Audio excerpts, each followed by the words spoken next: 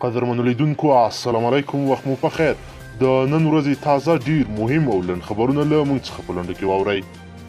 بدخشان په بدخشان کې سیمه ییزې سرچینې ادعا کوي چې وسلوالو کسانو د دغه ولایت په نسیدرواس ولسوالۍ کې چې د طالبانو تر واک لاندې د درې د کم عمره نجونې په زور نکاح کړي دي او له ځان سره یې بیولي دي، خو د طالبانو چارواکي وایي د پیښې له عاملینو سره به قانوني چلند وشي. خوست کې ملخانو پر شنو فصلونو یرغل کړی او حاصل ته له رسیدو وړاندې یې خوري. ډیرو خوست میشتو هم یې د ملخانو له یرغل اندېښمن کړي او ویلي دي چې د دې ولایت کښتونه د ملخانو له خطر سره مخ دي او که مخنیوی ونه شي ښایي فصلونه له منځه یوسي.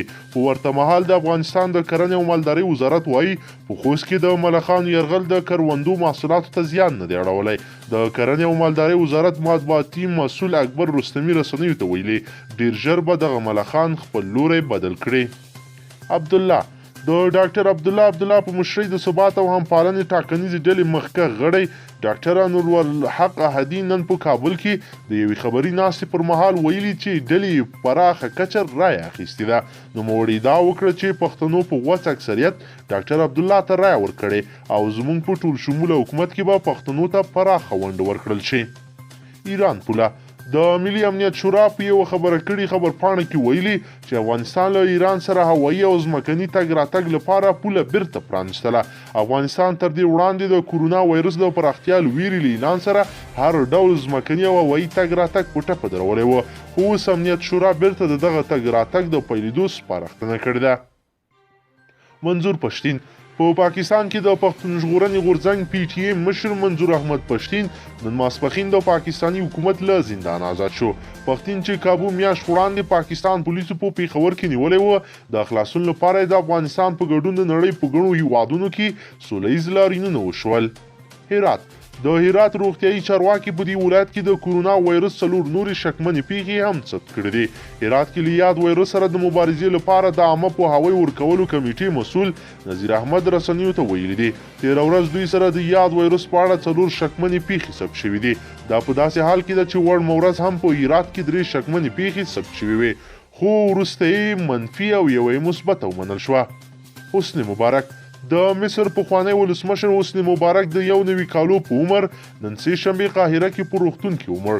ښاغلی مبارک په 2011 کال کې د مصري پوځ لخوا له واکه وپرځول شو. تر هغه وړاندې دی د 3 لسیزو لپاره د مصر ولسمشر پاتې شوی و. چین د بهرنیو چارو وزارت ویلي د امریکا او طالبانو ترمنځ د احتمالي سولې هوکړې هرکلی کوي. د یاد وزارت ویان جاولی جویان دیاتوي په افغانستان کې د سولې ثبات او پرمختګ لپاره له نړیوالې ټولنې سره همکاریو ته چمتووالی لري. جیان ویلي چین د افغانستان د مسلې په هکله د وروستیو پرمختګونو په اړه له اړوندو خواو سره نږدې اړیکې او همغږي هم لري. ازبکستان د کورونا وایرس د مخنیوي په خاطر له افغانستان سره پولې تړلې دي. ازبکستان چارواکي وایي مخکې کې دوی د کورونا وایرس د پراختیا له ویرې په دغه اقدام لاس پورې کړی دی. ازبکي رسنۍ وایي دغه هیواد هر اړخیز تدابیر نیولي چې وکړی شي خپل هیواد ته د کورونا وایرس د پراختیا او ورتګ مخه ونیسي. امریکا متحده ایالات له ولسمشر غني غوښتنه کړې چې د لوړې مراسم وځنډوي.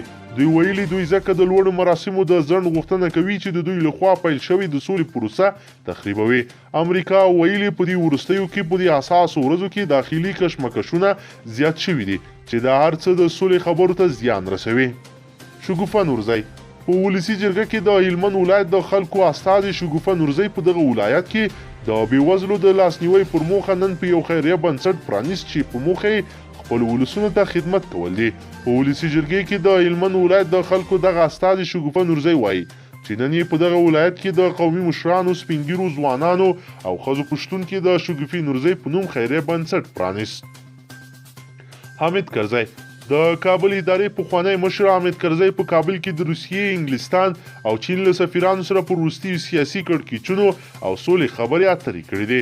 د کرزي له مطبوعاتي دفتره د خپاره شوي معلوماتو له مخې په دې لیدنو کې د سولې پر پروسې او له روان بحرانه د افغانستان د وتلو پر لارو چارو مفصل بحثونه شوي دي. امریکا د امریکا ولسمشر ډونالډ ټرمپ هند ته د خپل 2 ورځني سفر په لړ کې نن د یاد هیواد په احمد آباد نړیوال کرکټ لوبغاړي کې له لومړي وزیر نریندرا مودي سره په یو ځای 150,000 هندي وګړو ته وینا کړې ده. ټرمپ په خپله وینا کې ویلي واشنګټن له هند سره د اړیکو پراختیا ته ژمن دی او په وینا یې د واکمنۍ پر مهال د دواړو هیوادونو هر اړخیزې اړیکې لا ډېرې پراخې شوې دي. پنجشیر د پنجشیر یو شمېر خلک د دغه ولایت د ولایتي شورا دروازه وروسته تر هغه نن وتړله چې تېره ورځ د ولایتي شورا رئیس عظمالدین مرزایي اشرف غني ته په ټاکنو کې د بریالیتوب مبارکي ورکړه. تېره ورځ د پنجشیر د ولایتي شورا رئیس وروسته له هغه اشرف غني ته د بریا مبارکي ورکړه چې د یاد ولایت والي د ډاکټر عبدالله ملاتړ کړی و، خو مرزایي بیا نوموړی له مرکزي حکومته باغي بللی و او زیاته کړې وه چې د ولایت چارې تر هغه پورې دې پر مخ وړي چې د اشرف غني له لوري نوی والي ورمقرریږي. قدرمنو لیدونکو که چیرې غواړئ چې ورته تازه او مهمو پیښو څخه ځان ډېر ژر او په لنډو کې خبر کړئ زموږ چینل د سره سبسکرایب کړئ، ویډیو د سره حتما لایک کړئ. تر بلې ویډیو مو په لوی رب سپارم.